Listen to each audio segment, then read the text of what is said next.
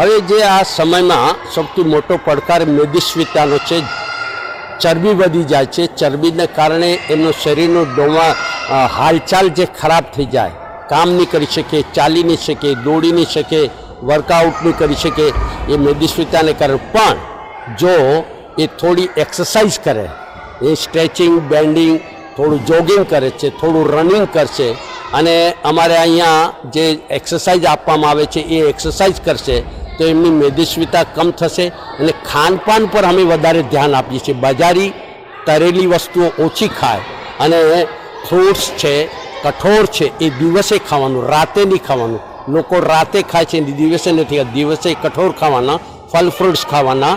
Gymnastic mother of all game, જેવી રીતે football father of all game, એવી રીતે gymnastic mother of all game. એનામાં અમે યોગ ઇન્ક્લુડ કર્યું છે. યોગ, થોડી એક્સરસાઇઝ, જમ્પિંગ, બેન્ડિંગ, સ્ટ્રેચિંગ, સીટઅપ્સ ને એ એક્સરસાઇઝ કરીએ.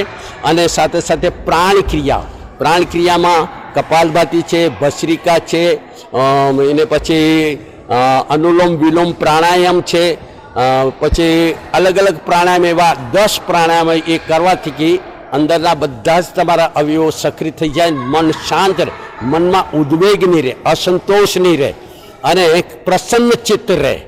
આ સૌથી મોટી પ્રસન્નતા બહુ જરૂરી છે અને એ પ્રસન્નતા યોગથી જ આવશે.